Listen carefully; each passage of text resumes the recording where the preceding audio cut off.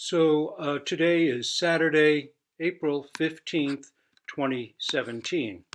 Today, I'd like to kick off from something that was mentioned at the very end of last week's teisho on the Fox koan.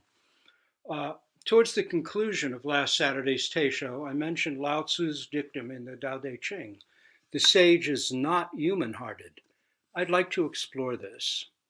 Dogen presents the following mondo in chapter 54 of his Shobogenzo. Mondo, of course, is a dialogue between either two teachers, teacher, student, whatever, Zen dialogue. From the Shobogenzo 54, Eye of the Treasury of the True Dharma, in the chapter titled Insentient Beings, Non-Sentient Beings, Speak the Dharma. So, he presents this. Dongshan, Tozan in Japanese, asked Yun Yen, who can hear the teachings of the insentient? Yun Yen said, it can be heard by the insentient. Dongshan said, do you hear it, master? Yun Yen said, if I heard it, then you would not hear my teaching. Dongshan answered, that being the case, I do not hear your teaching. Yun Yen replied, you don't even hear my teaching. How could you hear the teachings of the insentient? Dongshan was enlightened on hearing this and responded in verse. Wondrous, marvelous, the teachings of the insentient are inconceivable. If you listen with your ears, you won't understand. When you hear with your eyes, then you'll know. Now, Dogen has actually trimmed the original mondo down considerably. Here it is in its entirety is presented, and it's a bit different, as you'll see, is presented by John Daido Roshi, founder of Mount Tremper Zen Monastery, from the record of Master Dongshan. The exchange goes like this there. Dongshan asked, what sort of person is able to hear the Dharma expounded by insentient beings? Yun Yen said, insentient beings are able to hear it. Can you hear it, master? Yun Yen replied, if I could hear it, then you would not be able to hear the Dharma I teach. Why can't I hear it? Asked Dongshan. Yun Yen raised his whisk and said, can you hear it yet? Dongshan replied, no, I can't. Yun Yen said, you can't even hear when I expound the Dharma. How do you expect to hear when insentient beings expound the Dharma? Dongshan went on to ask what sutra teaches that insentients expound the Dharma, and Yun Yen pointed him to the Amitabha Sutra, reflecting on the passage from the sutra, which states, water, birds, tree groves, all without exception recite the Buddha's name, recite the Dharma. Dongshan composed the Gata, which ends the koan as Dogen presents it. Wondrous, marvelous. The teachings of the insentient are inconceivable. If you listen with the ears, you won't understand. When you hear with the eyes, then you will know. But in the version in the record of Master Dongshan, this poem does not indicate it's the result of Dongshan's enlightenment. Dongshan said, I have some habits that are not yet eradicated. Yun Yen said, what have you been doing? Dongshan said, I have not concerned myself even with the Four Noble Truths. Yun Yen said, are you joyful yet? Dongshan said, it would be untrue to say that I am not joyful. It is as though I have grasped a bright pearl in a pile of shit. Then Dongshan asked Yun Yen, when I wish to meet you, what shall I do? Make an inquiry with the Chamberlain, Yun Yen replied. Dongshan replied, I am inquiring right now. What does he say to you? Asked Yun Yen. This statement, Daido Roshi adds, make an inquiry with the Chamberlain essentially means find out for yourself. At that time in Chinese society, a Chamberlain was a court official who worked for the emperor and served as an intermediary between him and other officials. As Dongshan was taking leave, Yun Yen said, where are you going? Dongshan answered, though I am leaving you, I still haven't decided where I'll stay. Yun Yen said, you're not going to Hunan, are you? He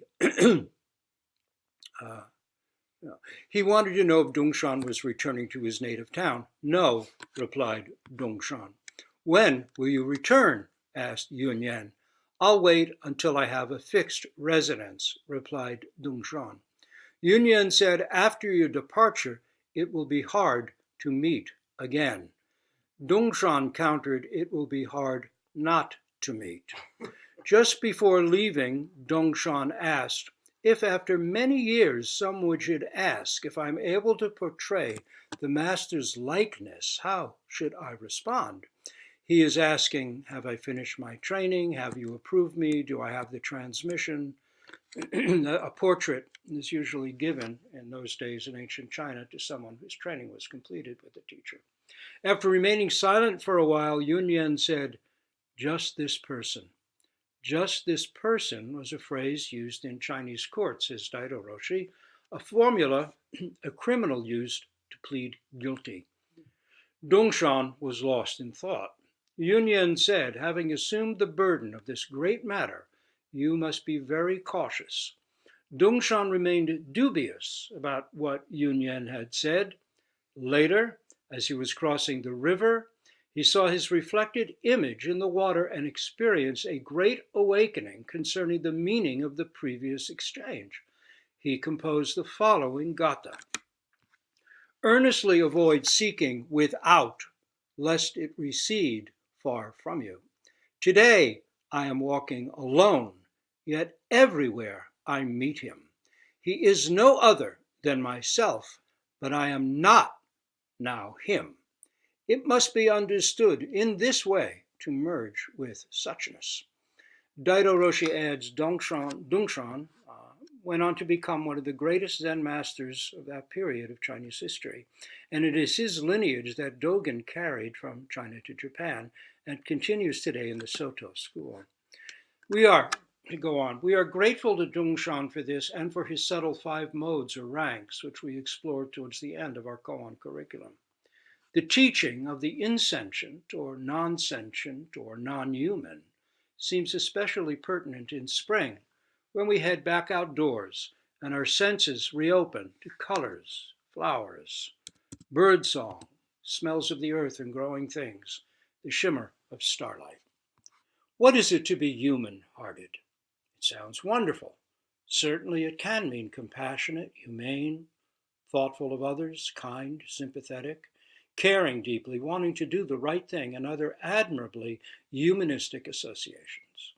But it can also mean sentimental, self-centered, caught up in activities motivated by greed, anger, acquisitiveness, defensiveness, enamored of me, myself, and I, caring only about how things affect me, caring only for what is mine, my house, my children, my property.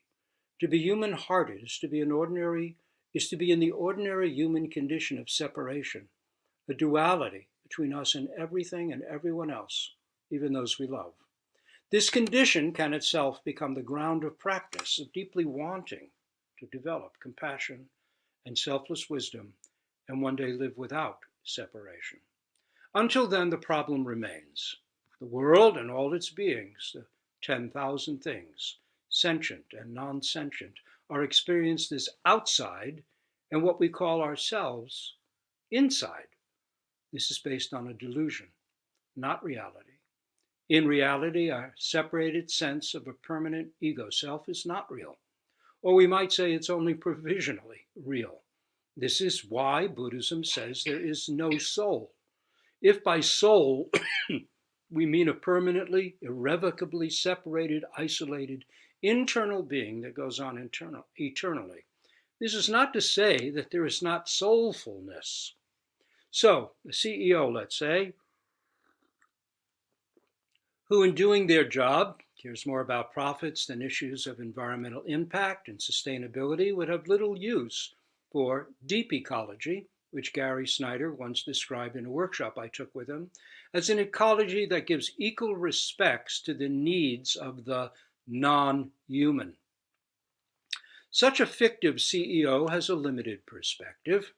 Caught in an exclusively human-hearted view, they may pollute the stream behind the elementary school to maximize profits and not sustain added costs.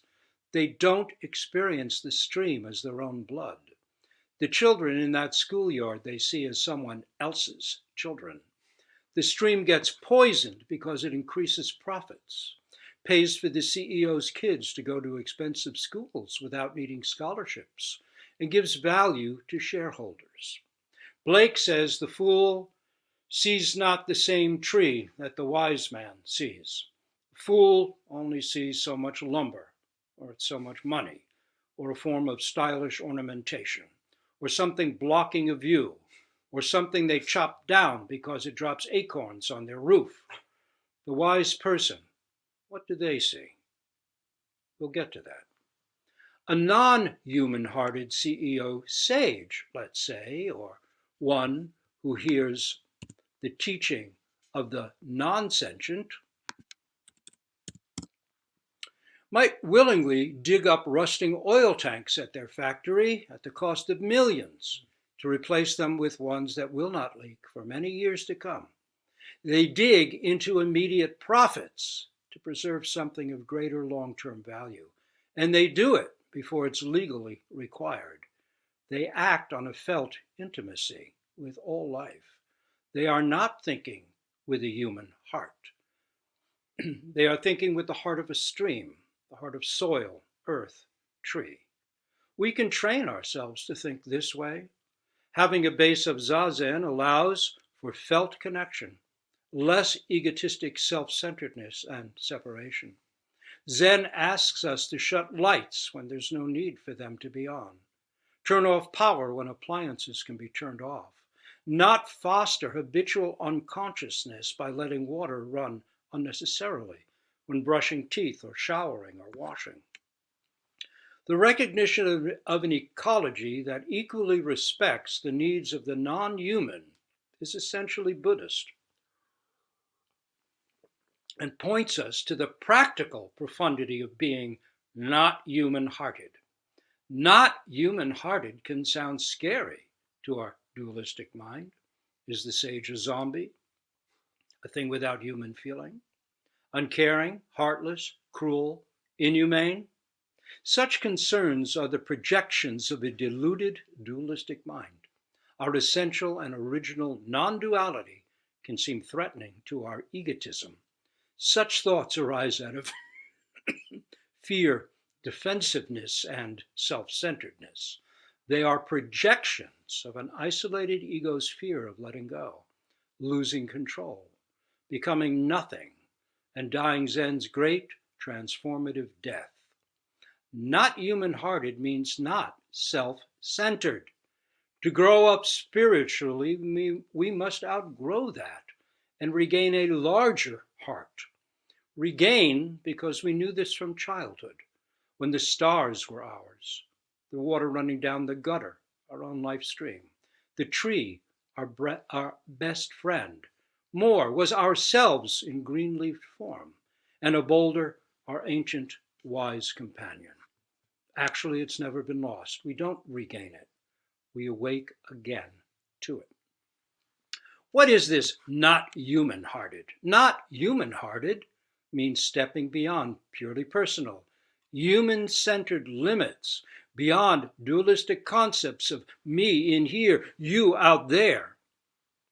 It means hearing the teaching of the insentient with our eyes.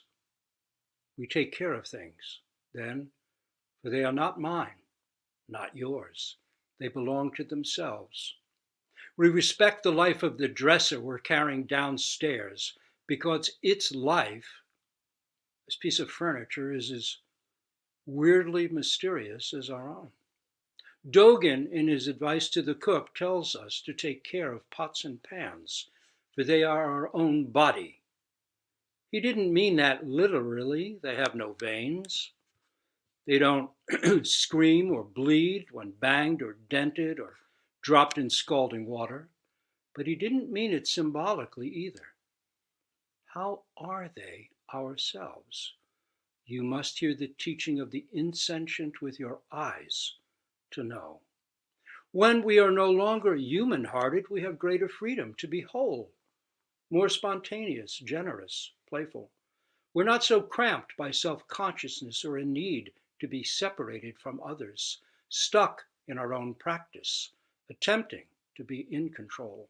As Wuman says in his commentary on the Koan Mu, in the four modes of birth and six worlds, you enjoy a samadhi of innocent delight. This is a realm of identity, not sympathy or even empathy, that already implies two things that need to become one. Identity is no one there from the start. From the beginning, no self, no other, no one separate, no one having to be generous. There is no self-consciousness, no standing back, reflecting on our experience, creating a secondary level, what Zen calls a second moon, taking arising thoughts and emotions as an internal separate self. Not doing this does not take away our individual uniqueness. It just takes away self-consciousness and our self-centered over-involvement with it. This is liberating. The Kanzeon says eternal, joyous, selfless, pure. But when we unconsciously allow that reflective reaction to become a separate self, like Narcissus, we fall in love with our own creation and drown. Paying attention through our practice, we allow thoughts, sensations, and all to arise, and not clinging to them, see them also pass away. I am what surrounds me, not just with the I am what surrounds me. I'm not just the activity within my skull. The 10,000 things, as Dogen says, can now step in and confirm us. But as Wumen warns in his verse to the Mukoan, with a bit of has or has not, a bit of dualistic self-centeredness, body is lost. Life is lost. Our real life again becomes distant. We no longer hear birds singing, no longer feel water flowing over our hands as we wash, no longer, as Blake wrote, see a world in a grain of sand, a heaven in a wild flower. We are lost in our heads, not present to this breath, this passing, this moment of a passing life, this green leaf, this ring of the phone. With attention, with the dropping away of concepts of body and mind, we find ourselves beyond the merely human-hearted, beyond a conditioned, habitual life. Please do not take this to mean we should not be sympathetic, warm-hearted, and such. These are wonderful traits, deeply human ones, with the realization that in reality there is no separate ego self. Instead of trying to be kind and sympathetic, we simply are kind and sympathetic. We shift from simile to metaphor. We are the dust on the sidewalk, trash on the street, stars in the sky, birdsong, the oak tree in the front garden. We live and act and interact more wholeheartedly. As Dogen says, when we push the self forward to become one with the 10,000 things, it is called delusion. When the 10,000 things step in and confirm the self, it is called intimacy. We don't gain it. It has always been our real nature, which means we can, if we make the effort, awake to it. Zen's aim is to help us do this. This is the ground of deepest feeling and intimacy with all things. We no longer simply have a human heart. We have a star heart, an ant heart, a grass blade heart, a dust heart, a blue sky heart, a flying bird heart. We hear the teaching of the insentient because we are that teaching. But I don't mean that anything comes to us as text in words. Without such realization, we live a life of fragments, of habitual entitlements and destructive entanglements and attachments. Losing this does not take a thing away, nor does it make us unable to function in the dualistic world of my house, my car, my children, and so on. But there is a shift. It becomes my house, my car, my children. It is a relief. It is intimate. We allow ourselves to step out of the picture and not be the central sun of our solar system, with everyone and everything else only seen in relation to their connection or usefulness to this impermanent idea of a self, which we typically take to be the whole reality. It really is a relief. How do we lose our merely human heart? How do we realize not human heartedness? How do we hear the teaching of the non-sentient? What is that like? For starts, we practice 1, 2.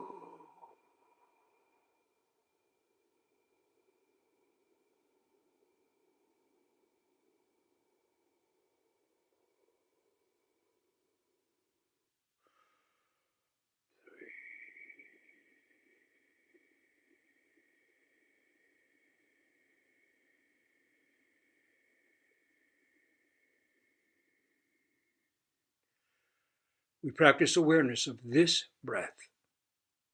We absorb ourselves in this koan point. We work on maintaining the precepts.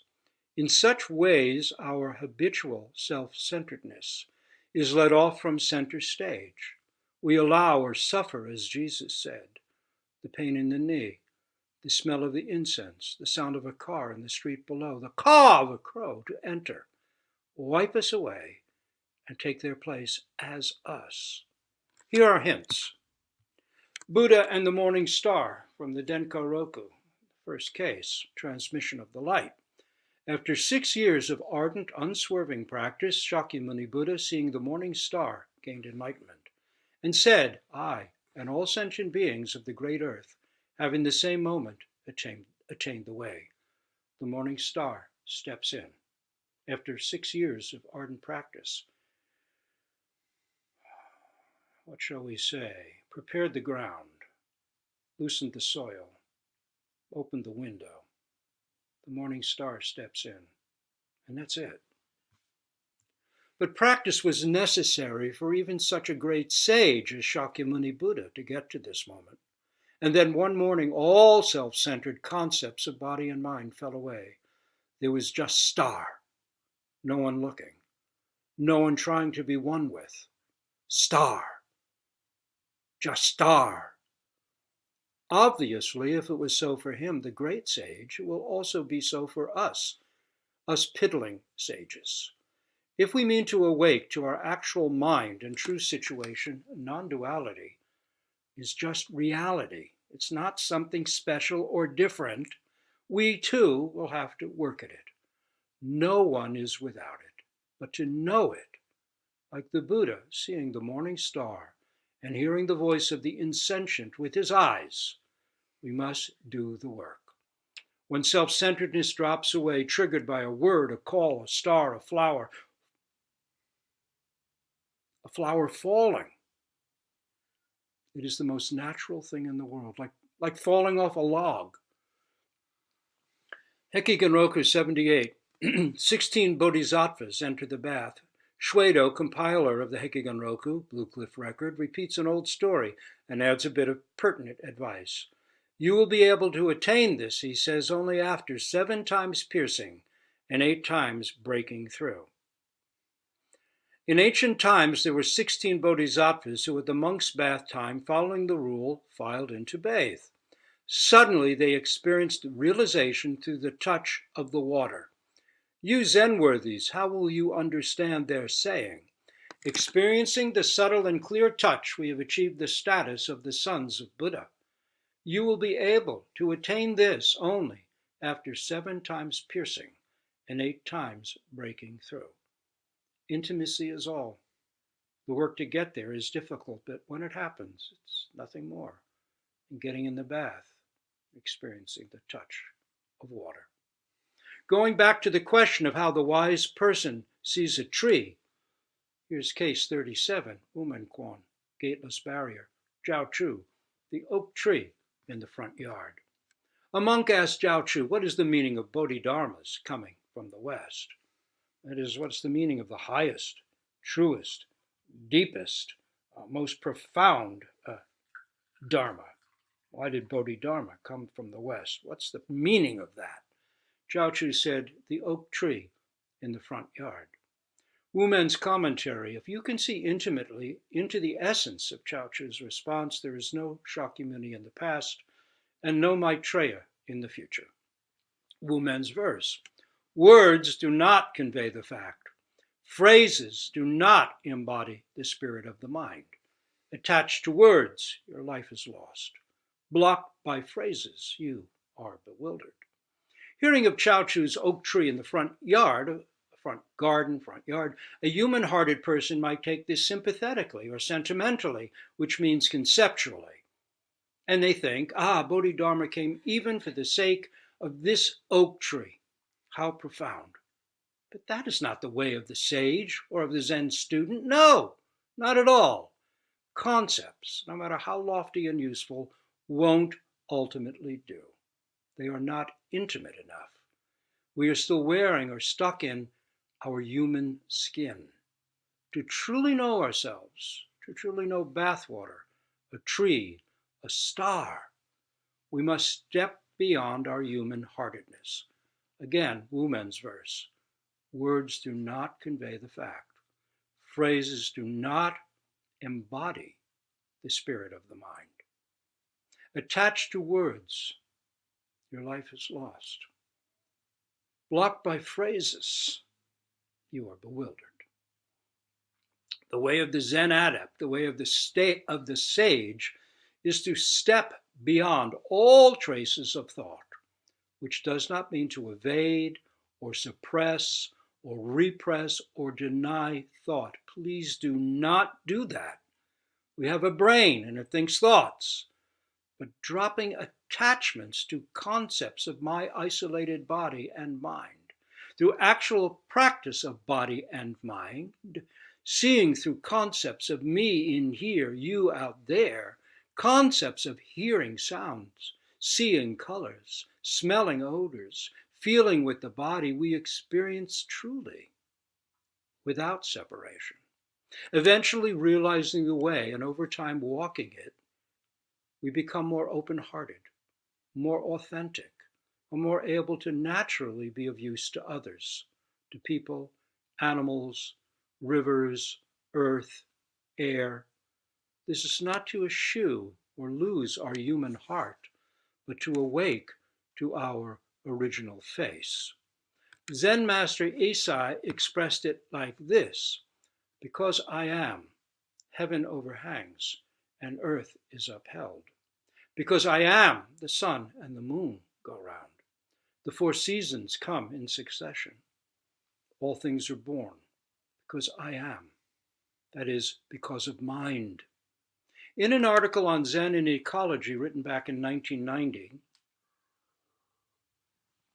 my elder Dharma sister, Sunyana Graf Roshi, founder of the Vermont Zen Center, wrote, a person of the deepest spirituality will have a tender concern for every aspect of creation. Such an individual could no more harm a living being than he or she could harm himself or herself. Buddhist scriptures contend that a bodhisattva will not even walk on grass lest it be harmed. Indeed, the first Buddhist precept is the admonition not to kill, but to cherish all life. Upon returning from China to Japan, Dogen was asked what he had brought. He answered, a tender heart. Hearing the teaching of the insentient, we find not inhumanity, but our own long-lost, deepest humanity. That great burden, the ancient toothache, that nagging sense of something being always off, is gone. Even if and when it returns, it no longer has the same hold on us. We can no longer believe our self-involvement is ultimate reality. We gain a sense of humor when our old stuff comes around again. What? You again?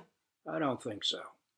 So we may look back on our old world now with bemused surprise and think, it was always there, so close, yet I just didn't see. How far off I was, filling my days with tinsel when there was gold. In short, we feel immense relief. Perhaps this is what the sixth patriarch meant when he said, the Buddha's Dharma is not given up to ordinary human sentiments. It is not sentiment, not wishing or hoping that opens a tender, non-human heart. It is the work of this moment, this count, this breath, this koan point. It is hearing the teaching of the non-sentient with our eyes, right up to our eyeballs, which means totally, completely. It turns out that not human-hearted simply means selfless, not locked into a self-centered interior, separate identity. Kind deeds, creative deeds, and brave ones too, emerge more freely when we're not there. If we're not there, what is there then? Please, do your best to find out.